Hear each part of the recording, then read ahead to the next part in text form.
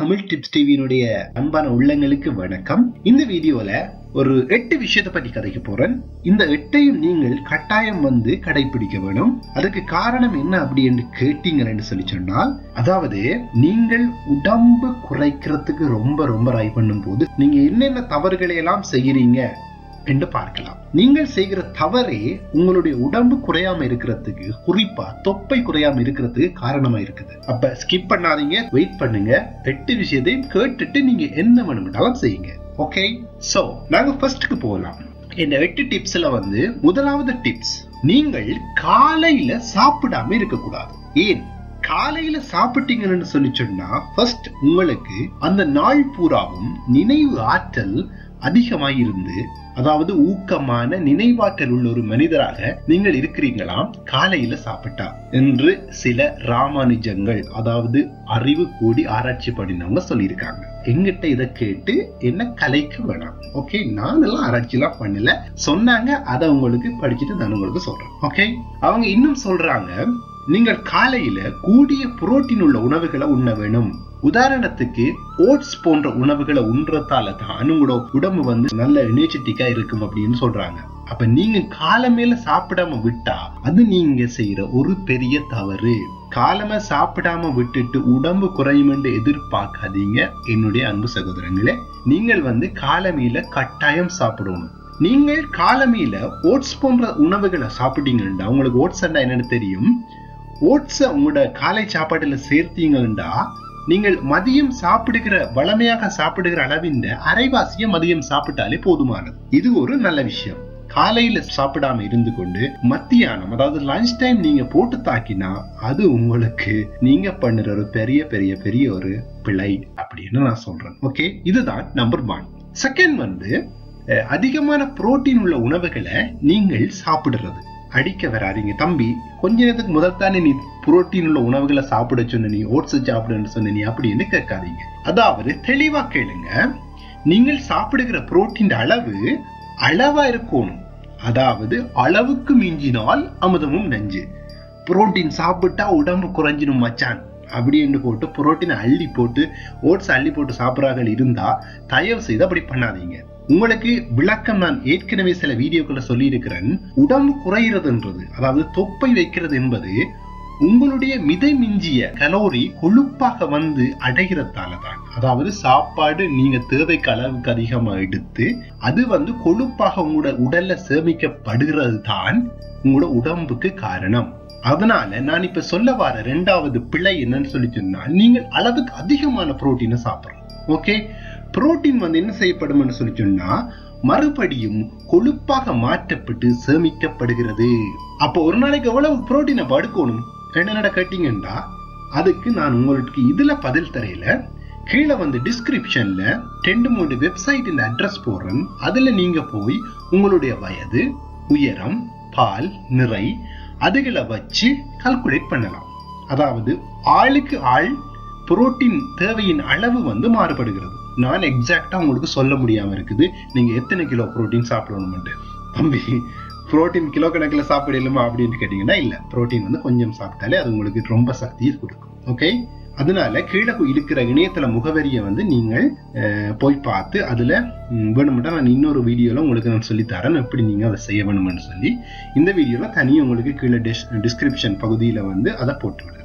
இது number 2. Skip பண்ணாதீங்க, don't skip, ஓடாதீங்க. என்னத்துக்கு பார்த்துட்டு ஓடுறீங்க? ஓட வேணாம். ஓகே, இப்போ 3வது. ஓகே, 3வது பிள்ளை என்னதான் செய்யறேன் அப்படின்னு நம்ம என்னட்ட கேட்டா, அம்மா நீங்கள் நித்திரை கொள்ளுறது இல்ல, நித்திரை கொள்ளுற அளவை குறைக்கிறது. டெய்லி படுத்து கிடக்கிறதால தான் நான் உடம்பு வச்சு எனக்கு பெரிய குண்டா இருக்கிறேன் நான் அப்படின்னு சொல்லிட்டு நீங்க செய்யறது இல்ல. நித்திரையை நீங்க குறைக்கிறது உங்களோட உடல் சமநிலையை குறைக்கும். ஓகே, உங்களோட உடலை சமநிலையில வச்சிருக்கிறதுக்கும் உடல் எடையை குறைக்கிறதுக்கும் நித்திரை ரொம்ப ரொம்ப ரொம்ப முக்கியம் அப்படின்னு சொல்றாங்க டாக்டர்ஸ். ஓகே, அப்ப நான் எவ்வளவு நேரம் தான் நித்திரை கொள்ளணும்? Okay, no problem. நீங்க ஒரு வயது வந்தவரா இருந்தா 6 மணித்தியாலத்துக்கு குறையாம நித்திரை கொள்ள வேணும். நோட் பண்ணி கொள்ளுங்க. 3வது பிள்ளை நீங்கள் செய்யறது குறைவா நித்திரை கொள்றது. அப்ப எவ்வளவு நேரம் நித்திரை கொள்ளணும் அப்படின்னு கேட்டா, ஓகே 6 மணித்தியாலம். அப்ப இந்த குட்டி பாப்பாவையும் நான் 6 மணித்தியாலமா நித்திரை கொள்ளணும். பாவம் தானே அந்த சின்ன குட்டி பாப்பா, இப்பதானே பிறந்திருக்காள்னு கேட்டா ஓகே, நாட் த பாயிண்ட். சின்ன பிள்ளையாக இருந்தால் 10 மணித்தியாலம் நித்திர கொள்றது நல்லம் அப்படி என்கிறது வைத்தியர்களுடைய ஆலோசனை. அதனால குட்டி பாப்பா குண்டா இருக்குன்னு சொல்லி போட்டு 6 மணித்தியாலத்துல எழுப்பி விட்டுறாதீங்க. ஓகே, நீங்க அவர் ஒரு 10 மணித்தியாலம் நித்திர கொள்ள விடுங்க. அதுதான் அவருடைய உடம்புக்கு நல்லம். அப்ப 3வது விஷயம் என்ன? நித்திரை கொள்றத நீங்கள் குறைக்கிறது. அதுதான் 3வது தவறு. அப்ப 4வது என்ன? கொஞ்சம் பொறுங்க, ஸ்கிப் பண்ணாதீங்க. Wait, I am coming. 4வது டூயிங் 6 பேக் எக்ஸசைஸ். அதாவது சிலர் இருக்காங்க, கடும் உடம்பா இருப்பாங்க, இப்ப நான் 6 பேக் எடுக்கிறேன் அதை செய்யறதுக்கு ஆசைப்படுறது. முதலாவது நடக்கணும், பேந்து ஓடணும். இது எடுத்த உடனே ஓட வலிக்கிறதுங்கிற மக்களுடைய எல்லாருக்கும் பிடிச்ச விஷயம். எடுத்த உடனே எல்லாம் நடந்துருவோம். ஓகே, நான் உங்களுக்கு சொல்றேன் என்னன்னா, சரிக்காதீங்க 6 பேக் எக்ஸசைஸ் செய்தா உடம்பு குறையும் தானே மினியன் அப்படி சொல்றேன். இல்ல, அதாவது நீங்கள் வெயிட் லிஃப்டிங், அதாவது பெரிய பாரங்களை தூக்குறது என்ன செய்யணும்னு சொல்லிச்சுன்னா, உங்களுடைய தசைகள்கிட்ட வலுவை கூட்டி தசையெல்லாம் பெருசாகும். ஓகே, குறுகிய காலத்துல, அதாவது குறுகிய நேரத்துல அதிக கலோரிகளை இது எரிக்கும். ஓகே, இதனால என்ன செய்யணும்னு சொல்லிச்சோம்னா, களையண்டு களைச்சு நீங்கள் அதாவது நீங்க உள்ளெடுக்கிற உணவின் அளவு கூடுறது. அப்ப நீங்க சாப்பாட்டை கூட்ட, அதாவது 6 பேக் செய்யறேன்னு சொல்லி எக்ஸசைஸ் செய்து கொஞ்ச நேரத்துல உங்களோட கலோரி எல்லாம் இல்லாம பண்ணி உங்களுக்கு பசி எடுத்து நீங்க நல்லா போட்டு தாக்க உங்களுக்கு ஒரு தொப்பை முன்னுக்கு வந்துடும். ஓகே, அதனால 6 பேக் எடுக்கணும்னு சொல்லி போட்டு அவசரப்பட்டு உங்களோட தொப்பைய கூட்டாதீங்க. நீங்கள் 6 பேக்கு என்ன செய்யணும்னு சொல்லி உங்கள்கிட்ட ஜிம் மாஸ்டர்கிட்ட போய் கேட்டு அதை நீங்க செய்யலாம். அப்ப 4வது நீங்க செய்யற பிள்ளை என்ன? நான் இந்த 6 பேக் எடுக்கணும்னு சொல்லி போட்டு அளவுக்கு அதிகமான எக்ஸசைஸ் செய்யறது. இது நீங்க செய்யற ஒரு பெரிய பிழை. 5வது, அதாவது நீங்க உடல் எடைய குறுகின காலத்துக்குள்ள குறைக்கணும். 5 நிமிடங்களில் உடலை குறைப்பது எப்படி? 5 நிமிடங்களில் தொப்பியை குறைப்பது எப்படி? ஒரே வாரத்தில் தொப்பியை குறைப்பது எப்படி? இல்ல, தயவு செய்து முடிந்த அளவு கூடுதலான காலத்தை பிக்ஸ் பண்ணுங்க. உங்களோட உடம்ப குறைக்கிறதுக்கு கொஞ்சமா உடம்ப குறைக்கிறது தான் உங்களுக்கு தொடர்ந்து திரும்ப உடம்பு வைக்காம இருக்கிறதுக்கு ஹெல்ப்ஃபுல்லா இருக்கும், உதவியா இருக்கும். ஓகே, நீங்க குறுகிய காலத்துல உடற்பயிற்சி செய்து உடம்ப குறைக்கலாம்னு நினைக்கவே கூடாது. அப்ப 5வது பிள்ளை, நீங்க உடம்ப குறைக்கிறதுக்குரிய நேரத்தை குறைச்செடுக்கிறது 5வது பெரிய பிள்ளை. ஓகே, ஆக குறைஞ்சது ஒரு 6 மாசமாவது டைம் எடுத்து நீங்க டெய்லி உங்களோட வெயிட்டை மெஷர் பண்ணி ஒவ்வொரு நாளும் உங்களுக்கு எவ்வளவு கிலோ குறையுதுன்னு மெதுவா குறையுங்க. உங்களுக்கு உடம்பு குறையும். பெர்ஃபெக்ட், ஸ்கிப் பண்ணாதீங்க. வெயிட். 6வது நீங்கள் செய்யற தவறு குறைவாக சாப்பிடுறது. தம்பி, பெருசு நிறைய சாப்பிட்ட தான் தப்புன்னு சொல்லுவாங்க, நீங்க என்ன குறைவா சாப்பிட்ட தப்பு அப்படின்னு சொல்றீங்க? இல்ல, அதுவும் ஒரு உண்மை. நீங்க குறைவா சாப்பிட உங்களுடைய உடல் மெட்டாபாலிசத்தின் அளவு உங்களோட உடல்ல குறையுது. மெட்டாபாலிசத்தினுடைய வேகம் குறைகிறது. மெட்டாபாலிசம் அப்படின்னா என்ன நாங்கள் ஆல்ரெடி வீடியோ செய்திருக்கிறோம், அதை போய் பாருங்க.